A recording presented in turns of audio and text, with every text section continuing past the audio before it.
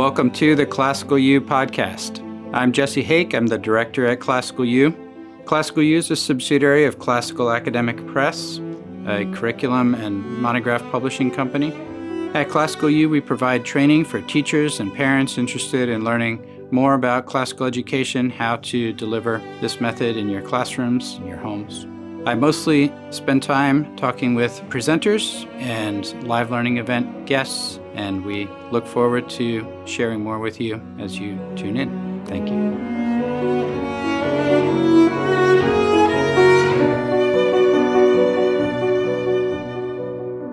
Karen, thanks so much for agreeing to do a second podcast episode together as we focus particularly on your work with a project that's underway. Everyone should watch for dates with the Tournament of Laurels as providing a complement, additional opportunities for students, somewhat in line with the Junior Classical League, and enriching experiences for students that have such a great reputation. The Junior Classical League is something you've enjoyed and been blessed by. Can you start by sharing some of your own experiences with that, ways in which you see that as a blessing to students over your years as an educator? Absolutely. So in our last session together, we discussed that I started becoming involved with Latin in 7th grade. And that's at the same time that I started to become in the National Junior Classical League, which is the younger version of that. And it's a time of just such happy memories for me as a student. So when I became a teacher, I immediately, both at Regents and later at Grace Academy, established a Latin club and took students to participate in JCL conventions at the area, state, and even the national level. The beauty of this is students coming together from various schools, and with JCL, you see public schools, private schools, homeschool families. JCL's done a great job of making wide open the door for that. Coming together to enjoy Latin together. And I know to some people that might sound a little bit odd. For our school at Grace Academy, our Latin club was up and running and competing and winning awards before we had a single athletic team. So for our veteran students who are alumni, I should say, the joke is that Latin was our first sport. But it was a time of camaraderie, right? It's the same idea as an athletic team in some sense, that you're coming together to accomplish goals together and to interact with other students from other schools, from other places around the city, around the state, around the nation, to celebrate or to compete in, to work together in, to wrestle together with in a common familiar subject. Yep. And that was Latin. And that, of course, spawned things outside the competitions. We had Christmas caroling parties. We would build gingerbread construction replicas of ancient works like the Pantheon and the Colosseum at Thanksgiving time for the local library contest. We had our own, little club parties and outings. So it gave rise to a lot of things. And something that God has designed us for is community. Our students need community. And they need community not only within their own school, something to create that band of brothers sense, but also even to see beyond their school. And I think that's incredibly important for our classical Christian students and their movement, because they're in a private school that their parents have chosen to put them in, and especially because in many cases Latin is a required element, not something they chose. Sometimes you can, when you get to the doldrums, it's I'm the only one. My parents are making me do this. Nobody else understands. I'm kind of getting into an Eeyore tone here, but that's kind of how some of them will fall into it at times. Even if they enjoy it, I think sometimes you feel that way. And so what I found was that coming together as students, it was, oh, wow, I see them doing like things and enjoying like things, and we can now share in these shared experiences together.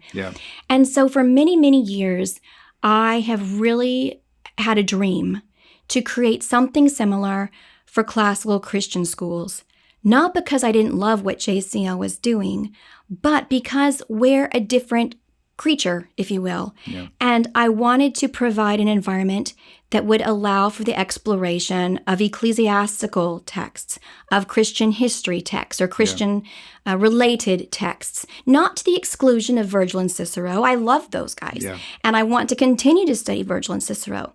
I also, especially after the degree I've just pursued, I really want to extend past Virgil, Cicero, and their cohorts down into the late antique period and the medieval period. You know, in my manuscript study, I came across one of St. Columba addressing a Loch Ness monster. How fun is that? But that's way beyond Cicero and Virgil. And I think students would be delighted by that, which is, you know, are some projects I'm working on with CAP and in my own school, is bringing medieval into the Latin curriculum more. So again, it's about embracing our Christian tradition that's in writing. It's about embracing the late antique and the medieval writings. And then again, these students with this shared experience of this classical Christian organization who have things like thesis and logic and rhetoric, we need something for them. You and I go to wonderful conferences every summer in which we reconnect with old friends and we discuss all these things that we're teaching, these shared experiences. I want the same thing for our students. You've mentioned some of the distinctives, over against JCL. It sounds like the focus on a longer period of, the history of the use of Latin, bringing in our Christian heritage and being able to talk in Christian terms about that. For those who aren't as familiar with, with this concept, growing up, loving Latin from 7th grade and competing as a student and then leading your own classes, sketch out a little bit, some of the types of competition, the types of events, just the lay of the land, particularly in the league that you're developing. Now that's a great question. So to cast a little bit of a vision of what's still in process, there are going to be some similarities and also some very differences from other student conventions that they might have attended. There are the academic tests you will sometimes see that focus on things like etymology, reading comprehension, these kind of things. And these are all actually detailed on the website, which is on the Institute for Classical Languages. If you go to instituteforclassicallanguages.org, I believe, then you can find all the information there. But in a nutshell, so we have those academic ones. We will also have some that I call bards and orators, where students are memorizing passages, some prose, some poetry, and presenting them in an appropriate manner with the appropriate amount of dramatic flair, depending upon the category. I should also mention, as I go into talking about the bards and the orators, that you can either participate in Latin or Greek, which is another distinction. So, for example, Paul's address on Mars Hill, I think, is a fantastic speech, and we could do that from the Greek New Testament. Wow. So that's one of the pieces that we're actually looking at, including hint. Then going beyond that, I think we need to go beyond written text. We need to explore things physically. We need to explore things with beauty. We talk a lot about truth, beauty, and goodness in classical education. So we'll have the fine arts. We will have, as I mentioned earlier, just a love for art with several artists in my family. We'll have an art competition, but tied to specific phrases, specific themes. One of the things I like to do in my classes is bring art in by showing them Peter Paul Rubens' Quos Ego and saying, how does this interpret the storm scene in Aeneid 1? So I want to do the reverse of that and give students a passage such as the Quos Ego scene, or perhaps a scene from Pyramus and Thisbe, and say, how would you interpret this in your chosen medium? For theater, I would love to see theater competitions. I think that's a great way to do things, but we'll keep it to the classical tradition, and keep it to teams of 3. They had 3 actors, and those actors played every role. And again, you need to tie it to a specific classical work. It will not be a free-for-all. And then same thing with music. To sing the Latin songs. Certainly we'll also have outside the competition, and these are just a few that I'm sketching out. Outside the competition, we want to have times just for fellowship, perhaps movie nights, perhaps sand volleyball, have times to just hang together, if you will. And then actually chosen to host this at the Houston Christian University because I know the amazing professors they have there in the Honors College and in the School of Christian Thought. And so, like what you and I experience when we go to a teacher conference, I want to have times to embrace lifelong learning. So optional seminars for students in topics and sessions that I think would be engaging to them. And Houston Christian University has been so overwhelmingly positive in their reception of this idea and enthusiastic that I really just cannot wait to see what's happening there. And I think it will be a wonderful, wonderful event for our students to come together to enjoy fellowship, to enjoy celebrating classical education, specifically with the classical languages, and also to begin to see a vision for what education looks like beyond 12th grade. I want to expose them to some of these wonderful universities we have around the country that are very friendly to embracing of the great text tradition and the classical Christian education tradition. And for students to start to see that, I think we all need that vision of what comes next, what do I get to aim for? What grade levels would this be serving? At this point in time, it will just be high school. I believe very much in starting small and doing something excellently and then growing from beyond that. So I could certainly see extending to middle school someday, possibly, but I want to start with high school as we start to form this new event and shape it into something that will benefit this particular, mode of learning and these students. And would this be the objective of an event once a year? That would be kind of a culminating event for activities going on in the life of the school? At this point in time, it is an annual event that stands by itself. I hope that as for my students, the conventions inspired the idea of other things they could do at their school and around their community, that this will do the same thing. That students will be ignited by this, excited by this. The competitions will be posted this fall, so it's something that teachers could even work into their classroom should they choose to do so, that students could work on together outside of class should they choose to do so. And hopefully it spawns wonderful ideas for crazy things they can do with the love of Latin and Greek and classical languages and all this great literature that we read in and around their community. And I will leave those parameters to their imaginations and their teachers' willingness. Yep. That's exciting to hear about. I'm thinking back to many wonderful experiences as a teacher myself where we had opportunities to get together with other schools. That kind of sense that you were talking about with the Eeyore, experience that we all have, students certainly have from time to time, where you just kind of get a breath of fresh air when you realize you're not the only one. There are other schools, and you get good teachers get good ideas from each other. All of that. Do you have a sense? I know it's still in the planning stages, but of the time of year, the length of time for these annual events?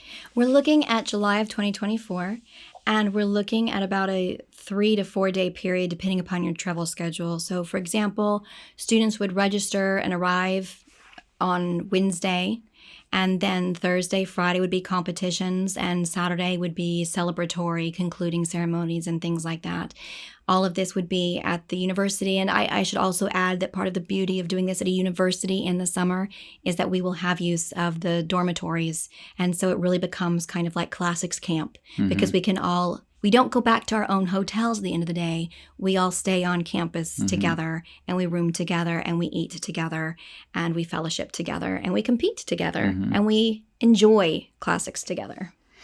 Will there be any qualifications, limitations on the types of institutions, schools, a homeschool co-op versus a 5-day-a-week kind of brick and mortar school, charter classical schools versus faith-based independent? Do you have a sense of some of those options? Obviously, this is going to be a faith-based event, and so I want to make sure that students, teachers, parents realize that up front. And with it being a faith-based event, there are expectations that are befitting a classical Christian event, correct? But at that same time, I want to open the doors for classical students. Certainly, I'm targeting classical Christian schools, classical Christian homeschools. I'm certainly opening the door. I know there are many charter schools that, while they don't have their Christian in their name, they are very much in line with our mission and vision, and I would welcome those students as well. That's great. So as long as the organization was comfortable with the strong celebratory, Christian aspects to your life together in the event, that would be fine. And homeschoolers, like a individual, even if they're not connected, students could register directly. Absolutely. So the beauty of this event is that you can come together as a team. You can also be an individual. Although I would also encourage the individuals, if there's a way to network them so they can come together and be part of a team, I think that would be ideal. And that's something that we're working on. To look for options in their area, whether it's maybe plugging into a school or a homeschool organization. Great. Absolutely. So let's go back. You talked about some of the stories from your own teaching career and some of the ways in which you created community for your school. What are some of the standout events, as a teacher, either within your own classroom or, some of those events sounded like really beyond the classroom, they were community events or school-wide events. But what stood out to you? How did you come up with the idea of what kind of planning went into it? I'm really thinking here of teachers listening, sharing a couple of events that stood out to you as just especially meaningful at multiple layers. What did it take to pull them off? What made them so valuable? I think a lot of that is just keeping eyes and ears open to the interests of the students and the opportunities around your community. So the one that stands out as a beloved favorite for me personally, and I know it was for our students as well, I mentioned earlier, was our gingerbread competitions. And that rose out of, first, there's something about competition, Jesse, that just ignites our students, right? It can be more powerful than a grade or a transcript. But if I can beat somebody at something, I want to go test my mettle. So our Georgetown Community Library used to have a gingerbread house. And I think they actually stopped calling it gingerbread house and they just called it gingerbread extravaganza because they had house. But if you looked at the rules, it didn't say anything about it having to be a house. So we started, well, I have to confess, the first one was me trying to do this by myself. And there's a lesson in this too. We can all learn from Karen's failings. So me trying with my students to put together a little model of a Roman townhouse. And I was trying, I won't even take up your time with the details. It was a good first effort, let's just say that. And one of the parents, her name is Lacey. Lacey's daughter was in my class. And Lacey, who had a degree in child psychology, and so she knew how to talk to a teacher. And she never said one critical word. She just said, if you'd like to do this next year, I actually decorate cakes and I do gingerbread things at my house and I'd be happy to help you. And in my head, I'm like, that was very polite, very diplomatically done. Note to self, we're calling Lacey. And she is still one of my dearest friends. So Lacey, thank you again. So the next year, she's trying to come up with an idea. And I said, okay, Lacey, what do you think? And she says, the Coliseum. I'm like, whoa, wait, really? The Coliseum? We're going from my muddled townhouse to the Coliseum. And she said, nope. She says, I found a template for a football stadium. And she said, that's really what the football stadiums are based on the Coliseum. So there's a wonderful lesson in that too. So she retooled. And so every year, Lacey and I would get together. We would pitch some ideas and Lacey would figure out how to make it happen. And so I'd say that's the number one key, right? Whatever, and this is really a key for life, whatever position of leadership God puts you in, go find the people who will help you work out excellence because you cannot be perfect in every area. And I was certainly not a culinary expert. And so what we would do is we would end up having a night at Lacey's house, always the day before the build began. We would have a club meeting at Lacey's house, and whoever wanted to, it was optional, would come, and we would have multiple mixers all around Lacey's kitchen, brought in from different parents. And Lacey had everything prepped and ready. And we had the students. And this was the key, too. And a part of this comes from Lacey as well. This idea of you don't want to do it for the students. You want the students to do it. Yeah. Yep. So she was very good. And I just followed her in this, making sure that they knew what to do, what their parameters were. And then we stepped back. We observed, we watched. And when they needed help, and they asked for it, we would step in.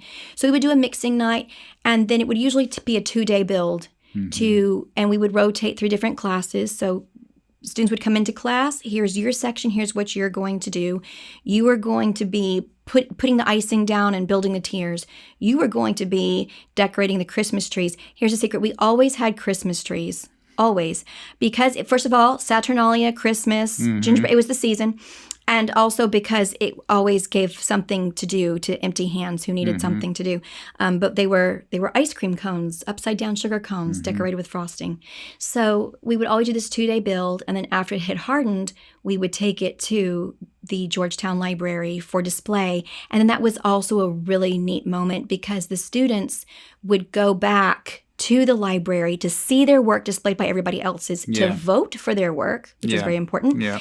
And then it also became an element of community because we would let the entire school know. Yeah. The Latin Club, which then became the Classics Club when we started teaching Greek, the Classics Club has completed their Pantheon, their Colosseum, their Trojan horse, all the different things. And you can go to the library and see it and please vote for us. Yeah. And so it became a bit of a community thing. The little kids would say, oh, I get to go do that one day. And the upper school students, they really, really enjoyed that. Yeah. And of course, we'd work in a little bit about who built it and where it was and what it was for and sneak in those, it's kind of like putting, broccoli somehow in the chocolate smoothie. We would sneak those things in. But that was a very fun, wonderful memory, which unfortunately has discontinued, mostly because the library no longer does the contest, so we don't have a place to display it anymore. The venue. But it was a wonderful memory. Taking advantage of opportunities in your community. I'm sure that showcased your school, beautifully as well. It did. I'm happy to say, with all humility, that we won multiple times. So it was a lot of fun. Do you happen to know of anyone who found out about your school because of that, like in the community? Ooh, that's a good I would have to think, people were saying, who did this? This right. is, this That's is where really, I want to go to school. Yeah. I don't know that happened. I don't know that it didn't happen. Yeah. But I couldn't say. Well, that's fun. So for teachers interested in preparing their students for the kind of traveling to a competition such as the one you're offering, or the the Junior Classics League, what are some resources, books, materials that you might recommend for teachers who want to kind of prep students for those kinds of competitive opportunities in their regular classroom activities and lessons? That's good. Well, first of all, I'd say the purpose of this Tournament of Laurels, the way I'm designing it, is to complement what I already know most classical Christian schools are studying and doing. That's the whole point. Yep. I don't want to add to teachers' curriculum. I want to support the curriculum that they already have. Watching out for scholae. Yeah, exactly. You don't want to add more to the plate. Yeah. Watching out for scholae, and also giving you tools to infuse joy and delight and another type of goal for it. So again, I would say watch the website Institute for Classical Languages as competitions are crafted and posted. That will help you know what to look for.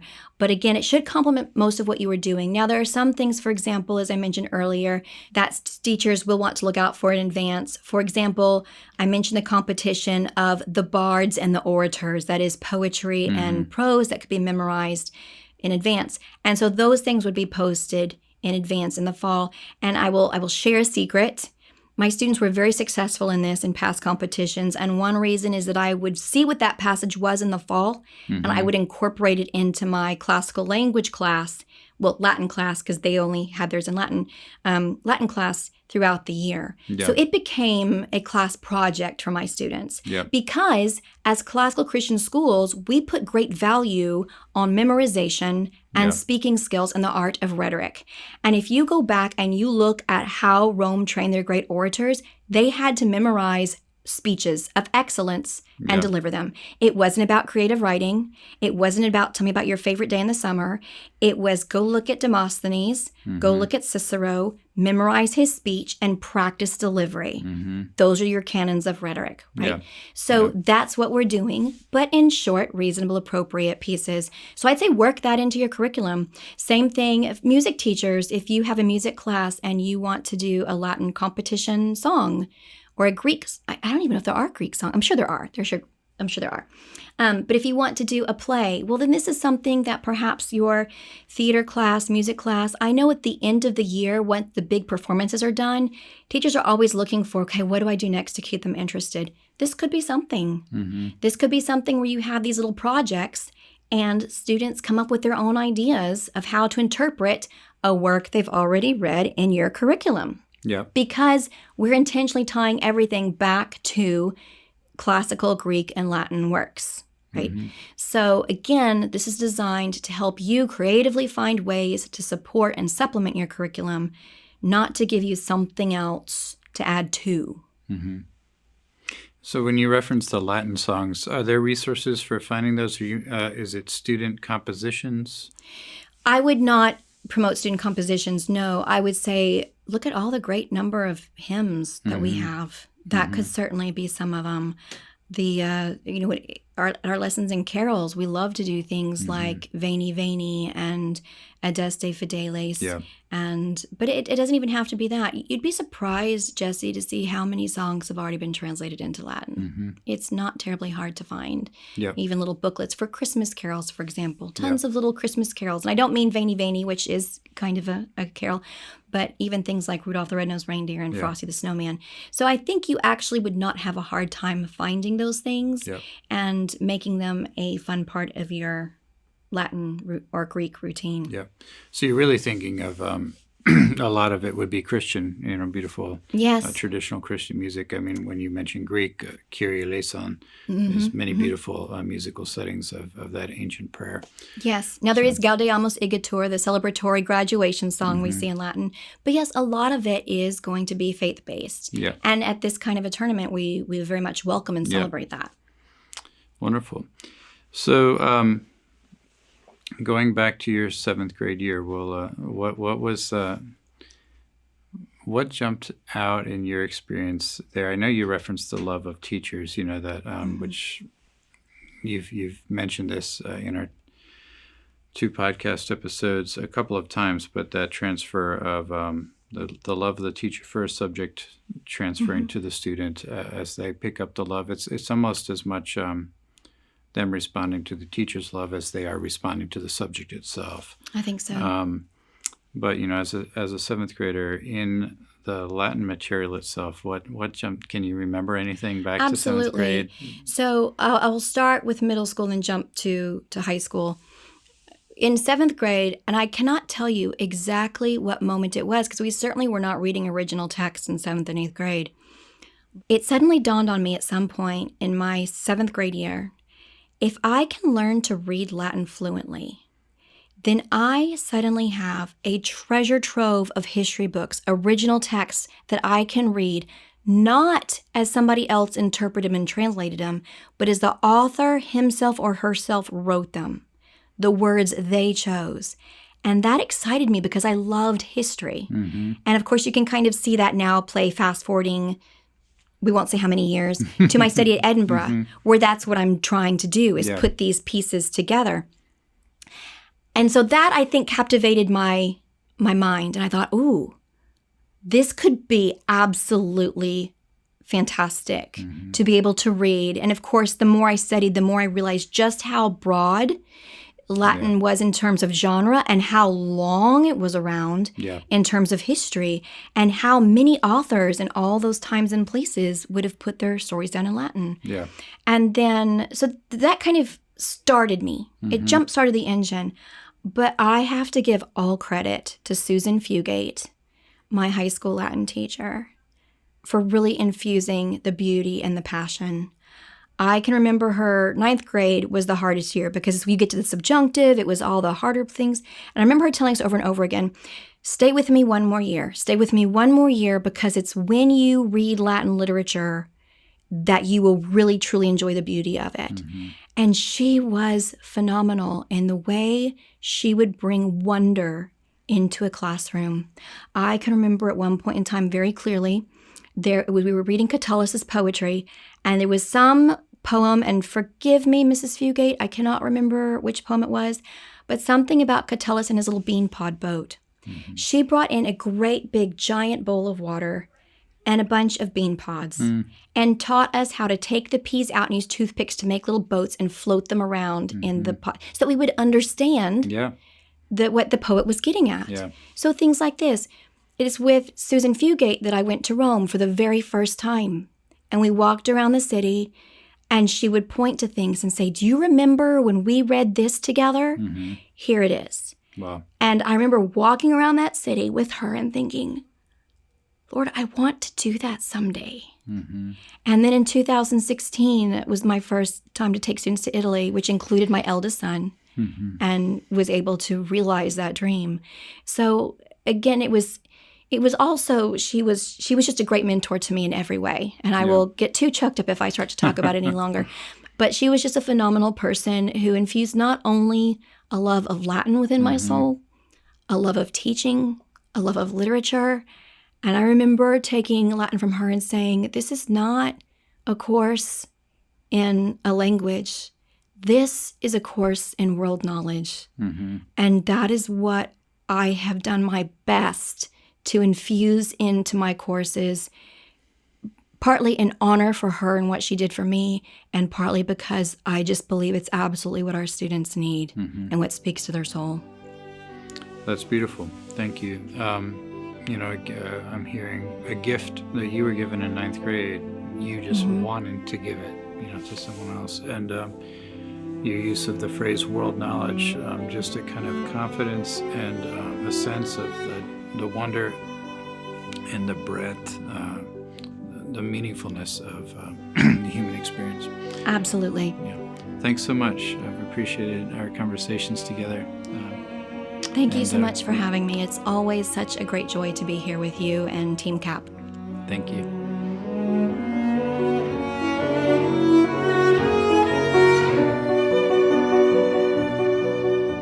Thank you so much for listening to the Classical U podcast. Please do check out our website, classicalu.com, and our teacher magazine, Altum.